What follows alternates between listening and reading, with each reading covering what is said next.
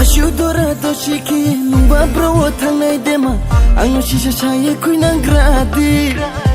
Ashudora doshiki nuba bro thangnai dema angno shisha chaye kuinang gradi Aini khawo to mungna kau taya shaya maima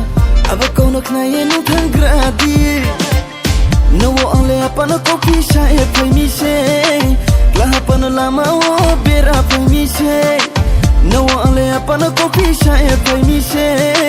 la apana lama o bera phai mi se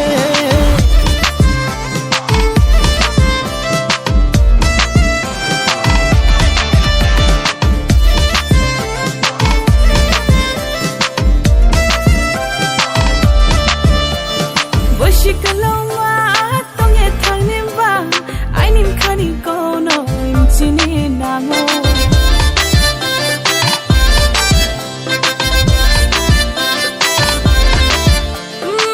Shikaloma tonge thanimba ainim khani kono imchini namo Lokhum khani hingye waiso ye tongpho lokhum mai dang no rakni namo Mui pi wa shong chong bai no Mui prem du bai puno khatu ye tui nai Mui pi wa shong chong bai no shong shong ye tui nai Mui prem du bai puno khatu ye tui nai No wo ole apana kopi sha e phai mi se la apana lama o bera phai mi se No wo ole apana kopi sha e phai mi se la apana lama o bera phai mi se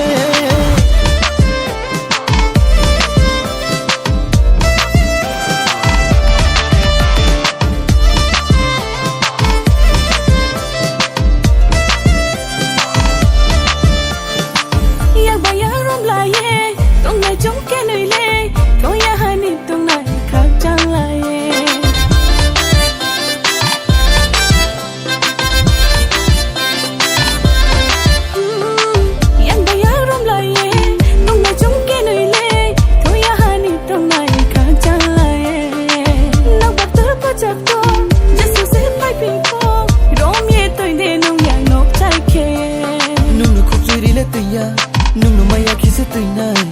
Aini khani sharyao mana Aini khani sharyao mana Aini khani sharyao mana Aini khani sharyao mana Aini khani sharyao mana Aini khani sharyao mana Ashudora doshiki nuba bro thangnai dema angno shisha chaye kuinang gradi Ashudora doshiki nuba bro thangnai dema angno shisha chaye kuinang gradi Aini khawo to mungna kau taya shaya maima aba kono knaye nu thang gradi No wo ole apana kopi shaye phai mi se la apana lama o bera phai mi se No wo ole apana kopi shaye phai mi se la apana lama o bera phai mi se